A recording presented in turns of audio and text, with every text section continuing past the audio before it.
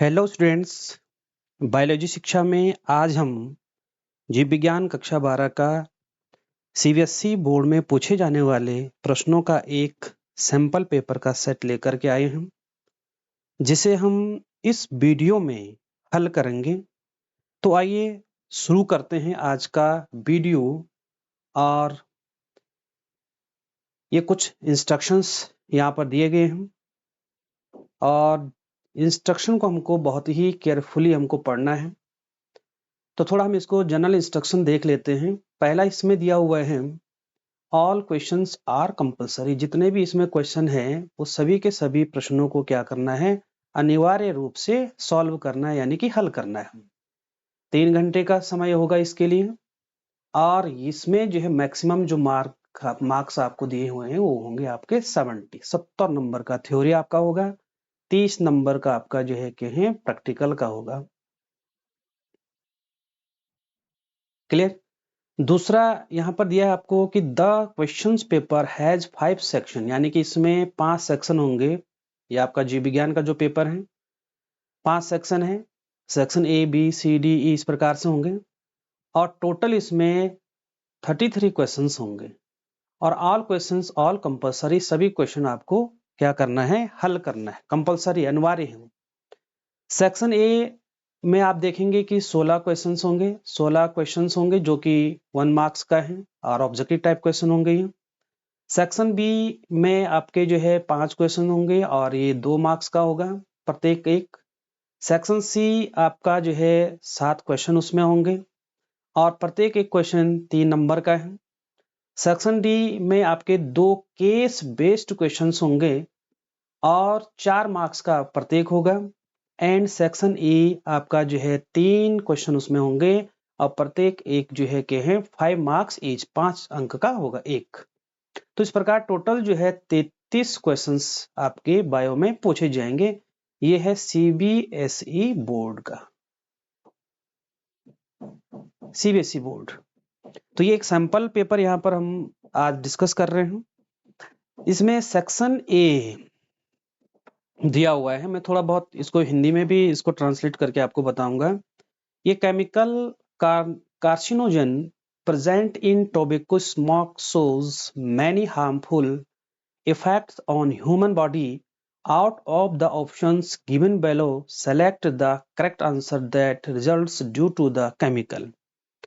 यहाँ पर ये कह रहा है तंबाकू के धुएं में मौजूद एक रासायनिक कैंसरजन मानव शरीर पर कई हानिकारक प्रभाव दिखाता है।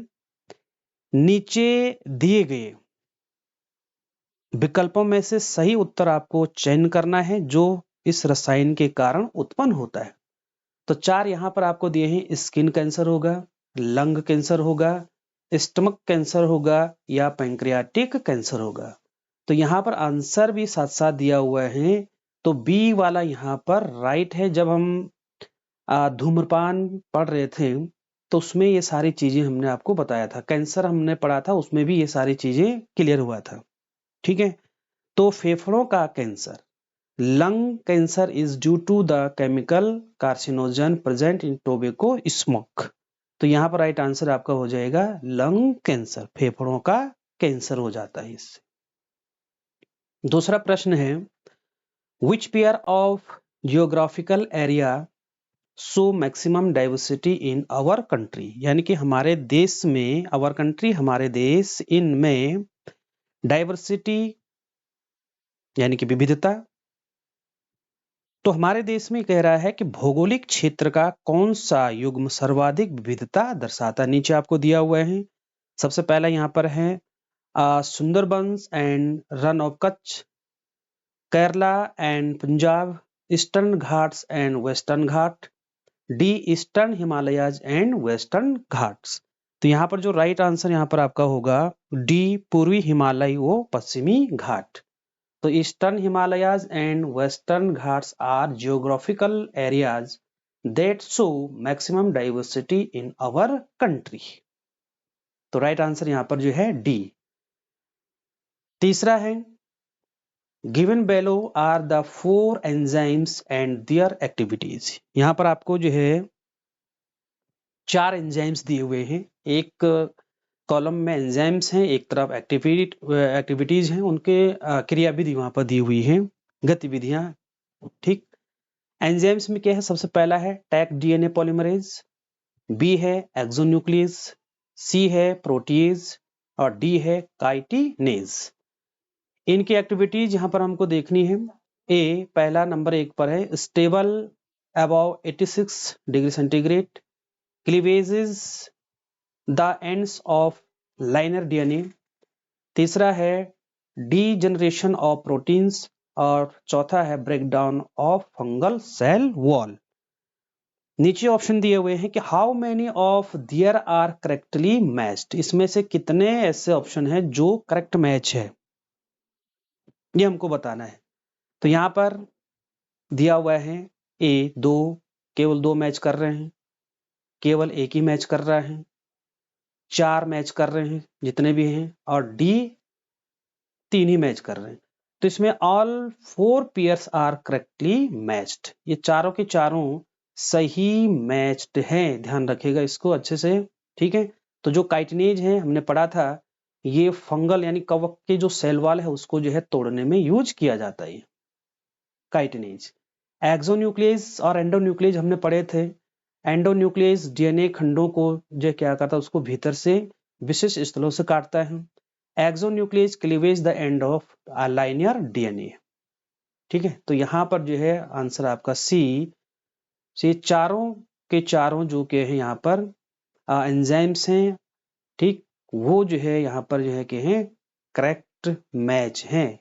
तो all 4 pairs are correctly matched. आगे बढ़ते हैं। अगला इसमें दिया हुआ है when two similar species live in the same era they may evolve to become more different in order to, मतलब जब दो समान प्रजातियां एक ही क्षेत्र में रहती है तो वे विकसित होकर और अधिक भिन्न हो जाती है, पूछ रहे हैं। तो इसमें से 4 में से आपको बताना है। A drive the other species to extinction, B. Reduce genetic variation, C. Reduce competition और D. Use of the other species resources। तो जब दो समान प्रजातियां एक ही क्षेत्र में रहती हैं तो वे विकसित होकर के और अधिक भिन्न हो जाती हैं।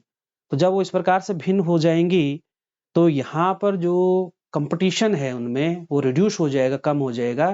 तो according to the mechanism of resource parting, if two species compete for the same resource they could avoid competition by choosing different times for feeding or different foraging patterns।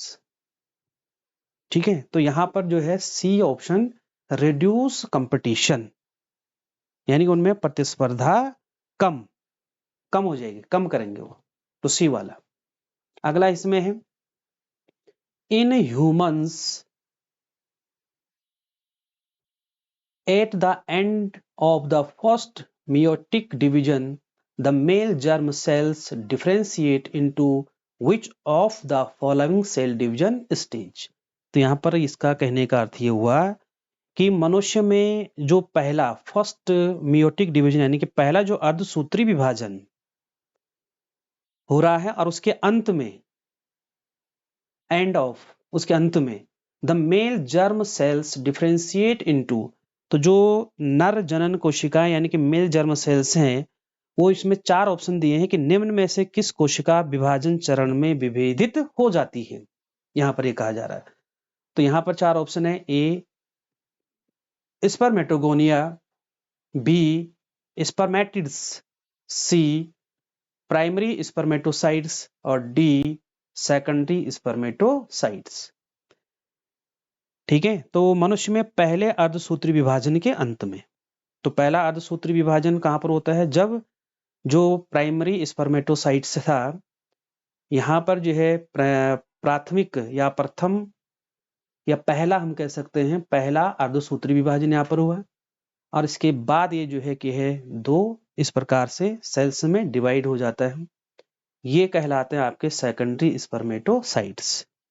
तो इसका मतलब ये हो जाएगा डी ऑप्शन, सेकेंडरी स्पर्मेटोसाइट्स। तो at the end of the first meiotic division the male germ cells differentiate into secondary spermatocytes. तो D वाला option यहाँ पर राइट हो जाएगा। अगला प्रश्न यहाँ पर दिया हुआ है the number of chromosomes in female and male honey bees are. यानी कि जो मेल और फीमेल मधुमक्खी है उसमें क्रोमोसोम्स, और ये हमने बहुत अच्छे से आपको बता रखा है, ध्यान रखिएगा। 32, 16, 32 एंड 16 रिस्पेक्टिवली, 16 एंड 32 रिस्पेक्टिवली, यानी कि 16 और 32 होते हैं या 32 और 16 होते हैं। तो जो मधुमक्खियां हैं उसमें लिंग निर्धारण की जो प्रोसेस होती है वो अगुणित द्विगुणित लिंग निर्धारण प्रणाली होती है उसमें, मधुमक्खी में अगुणित द्विगुणित। ठीक है, तो जो फीमेल होगी उसमें तो आप देखेंगे कि है 32 गुणसूत्र होंगे, और जो मेल होता है उसमें होंगे आपके 16। तो यहाँ पर सी वाला होगा। तो sex determination in honey bee is called haplodiploid sex determination system. तो फीमेल में 32, मेल में 16। तो सी वाला ऑप्शन यहाँ पर राइट। तो ये यहाँ पर आपको जो है एक रेखा चित्र भी दिया है, आप इसको अच्छे से समझ लीजिएगा। अगले क्वेश्चन पर चलते हैं। अगला है which one of the following exhibits least productivity. यानी कि निम्न में से कौन सबसे कम प्रोडक्टिविटी यानी कि उत्पादकता प्रदर्शित करता है। 4 ऑप्शन है, salty marshes, open oceans, grasslands और डी कोरल रीफ्स। तो यहाँ पर बी यहाँ पर होगा open oceans. In oceans there are lots of nutrients but no sufficient sunlight is available in deep areas. यानी कि जो खुले महासागर हैं उसमें बहुत सारे पोषक तत्व होते हैं, ये लिखा है लॉट्स ऑफ न्यूट्रिएंट्स। लेकिन गहरे क्षेत्रों में क्या है, डीप जो क्या है एरिया है, ठीक है, उसमें सनलाइट सूर्य का प्रकाश पर्याप्त उपलब्ध नहीं होता है। तो इसलिए महासागरों की उत्पादकता सबसे कम होती है। तो hence oceans have least productivity, कम होती है। तो ये हो जाएगा आपका बी ऑप्शन राइट होगा, ओपन ओशंस यानी कि खुले महासागर। अगला क्वेश्चन है identify the structure given below. एक स्ट्रक्चर आपको दिया होता है नीचे इस प्रकार से, और आपको इस स्ट्रक्चर को जो है क्या है पहचानना है, और पहचान करके इसमें आपको क्या करना है उसका आंसर देना है। ऑप्शन आपके पास यहाँ पर दिए हुए हैं। तो जो सीबीएसई में क्वेश्चंस पूछे जाते हैं वो डायरेक्ट नहीं पूछे जाते हैं, सीधे सीधे आपको आंसर के लिए नहीं बोला जाता है। तो उसमें थोड़ा सा आपको जो है कि आपकी मेंटल एबिलिटी को देखा जाता है, और आपकी रीजनिंग पावर क्या है, ठीक है, ये आप यहाँ पर देखा जाता है, बौद्धिक क्षमता जिसको बोलते हैं वो देखा जाता है। ठीक, तो यहाँ पर देखिएगा ये आपको एक स्ट्रक्चर दिया हुआ है, ठीक है, और इसमें आपको बताना है। तो सीधा सीधा आप यहाँ पर आप देख लीजिए, यहाँ पर लिखा हुआ है यूरेसिल। तो अगर यूरेसिल है, ठीक है, तो क्या है यूरिडिलिक एसिड हो जाएगा। ठीक है, तो आपका जो राइट आंसर यहाँ पर हो जाएगा न्यूक्लियोटाइड यूरिडिलिक एसिड। तो डी वाला यहाँ पर दिख रहा है, D is right answer. The structure is in nucleotide called uridylic acid. तो ये एक न्यूक्लियोटाइड है, तो न्यूक्लियोटाइड यूरिडिलिक एसिड हो जाएगा। अगला क्वेश्चन यहाँ पर दिया हुआ है the pathogen microsporum is responsible for ringworm disease. Identify the disease causing pathogen that belongs to the same kingdom. इसका मतलब यहाँ पर ये कह रहा है कि जो पैथोजन यानी कि रोगजनक, रोग फैलाने वाला रोगजनक माइक्रोस्पोरम रिंगवॉर्म यानी कि दाद रोग, रिंगवॉर्म डिजीज का मतलब है दाद रोग। दाद रोग के लिए जो है क्या है, रिस्पॉन्सिबल है यानी कि उत्तरदायी है। उस रोगजनक कारक की पहचान करें जो ये कह रहा है समान जगत से संबंध रखता है। तो यहाँ पैथोजन है, यहाँ पर जो है टाइप्स दिया हुए हैं। पहला इसमें है Taenia, tapeworm, Ascaris, roundworm, Rhizopus, mould और वोचेरिया फाइलेरियल वॉर्म, दाद रोग के लिए।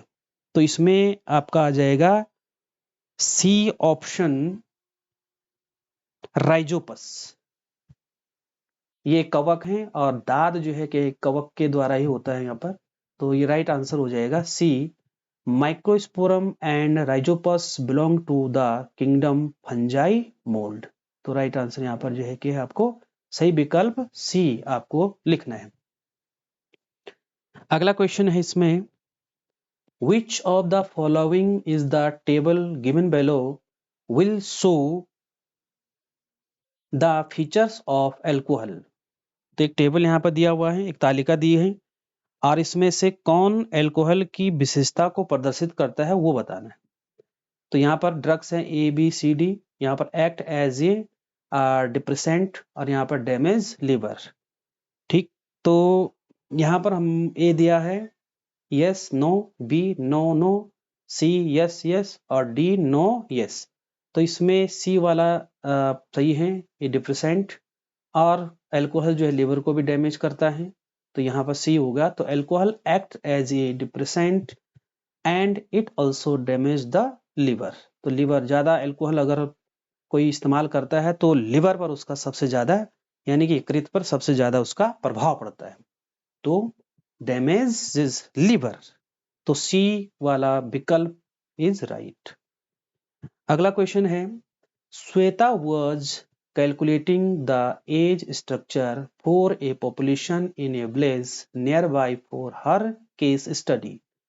तो श्वेता एक केस स्टडी कर रही है, एक अध्ययन कर रही है और वो नियर बाय विलेज यानी कि पास के गांव में जनसंख्या की आयु संरचना की क्या कर रही है, गणना कर रही है। इसका मतलब ये गणना कर रही थी। Which of the following parameters are included related to the age structure। तो वो आयु संरचना जो क्या वो गणना कर रही है, आयु संरचना से संबंधित निम्न में से कौन से पैरामीटर शामिल होंगे पूछ रहा है। पहला है जनरेशन टाइम, डेथ रेट, अगला है फेकंडिटी यानी कि बर्थ रेट और ऑल ऑफ दीज। तो यहाँ पर जो है ये सभी के सभी पैरामीटर वहां पर वो शामिल होंगे। तो राइट आंसर यहाँ पर हो जाएगा डी, ऑल ऑफ दीज। ठीक है, तो इस प्रकार ये क्वेश्चन आते हैं। थोड़ा प्रश्नों को समझना है, उसकी भाषा को समझना है कि वो हमसे क्या पूछ रहा है। और जैसे मैंने आपको कहा कि सीबीएसई सीधा सीधा प्रश्न नहीं पूछता है, वो बच्चे की मेंटल एबिलिटी, उसकी तर्क करने की, उसकी रीजनिंग की क्षमता देखता है वो। तो इसलिए वो थोड़ा सा प्रश्न को जो है कि है घुमा फिरा करके दे देता है। तो इसलिए उन्हीं को हमको समझना और उसकी बारंबार प्रैक्टिस करनी है ताकि आने वाला जो सीबीएसई का 15 फरवरी से जो स्टार्ट हो रहा है आप उसमें बेहतर कर सकें, अच्छा कर सकें। इतना ही नहीं, यहाँ पर ये कुछ जो क्वेश्चंस हैं ये यूके बोर्ड के लिए भी उपयोगी हैं, उनकी भी इसको देख करके बहुत अच्छी तैयारी जो है कि हो सकती है।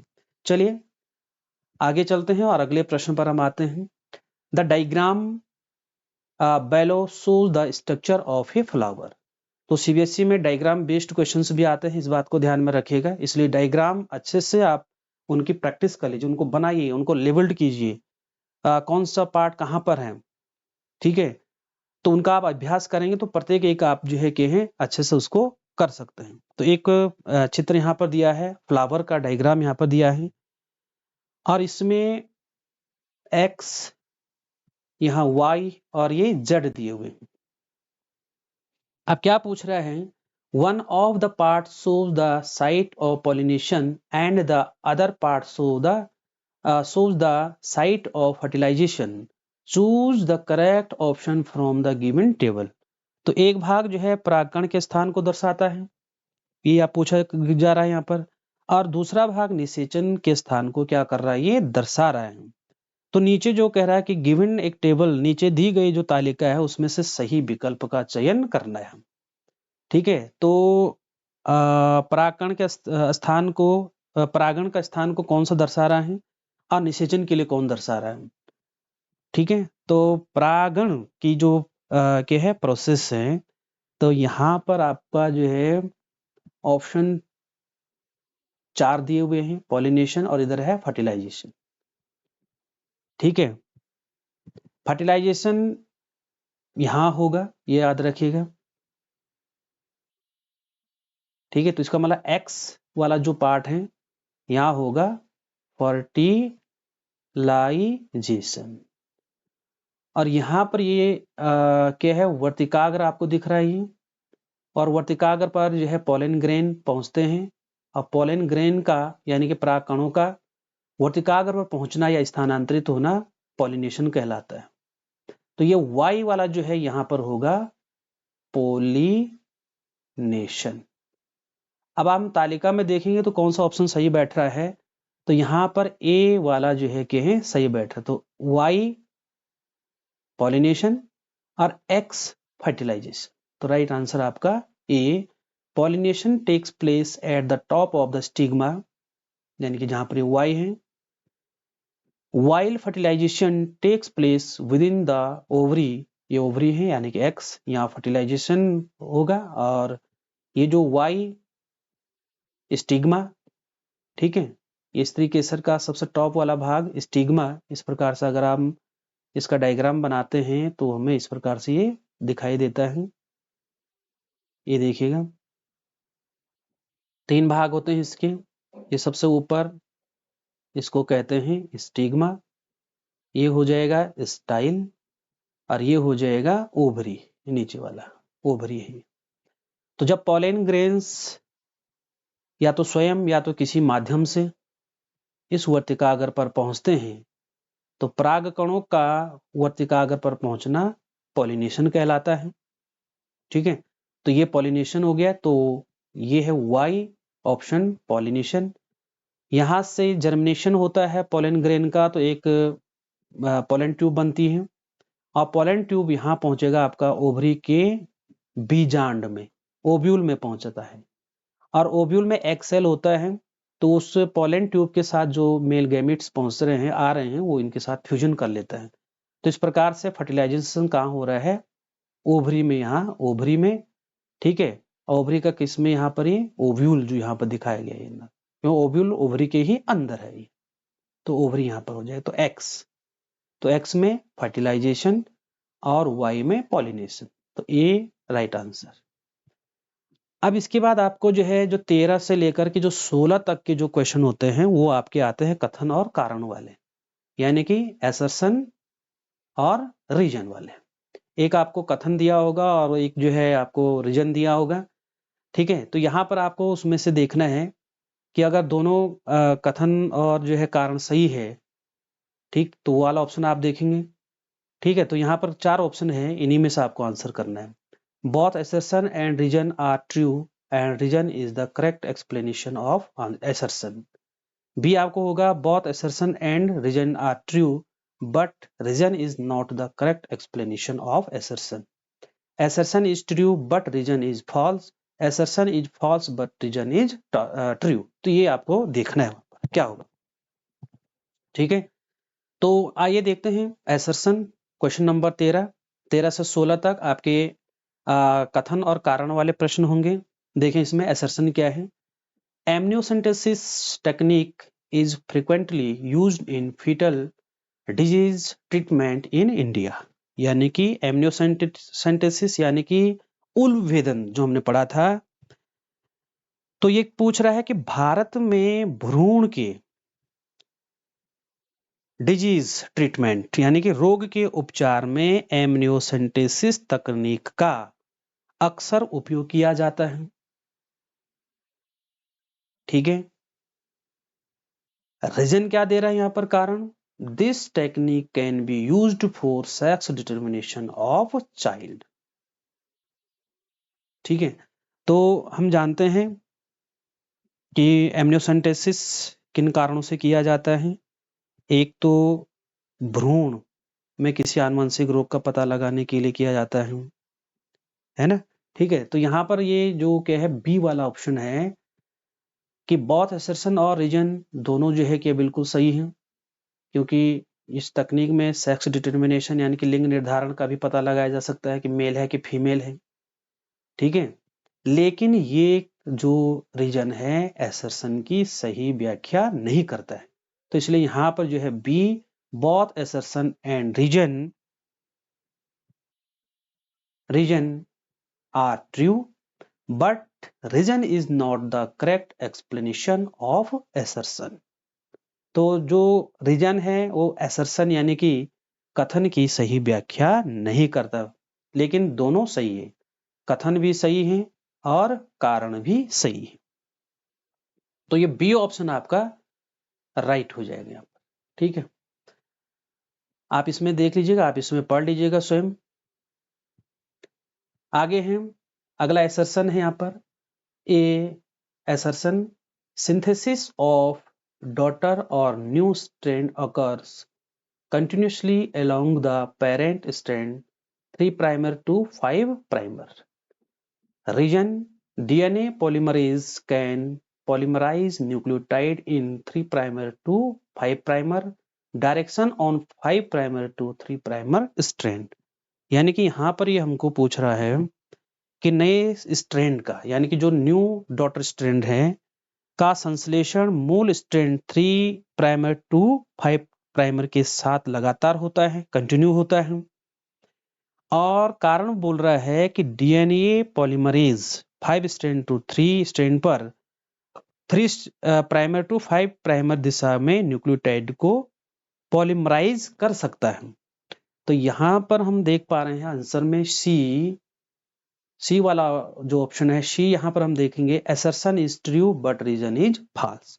तो यहाँ पर असर्शन तो ठीक है लेकिन कारण यहाँ पर जो है कि है गलत दिया हुआ है यानी कि फॉल्स है, और इसका एक्सप्लेनेशन यहाँ पर जो है दिया है, इसको आप जो है पढ़ लीजिएगा।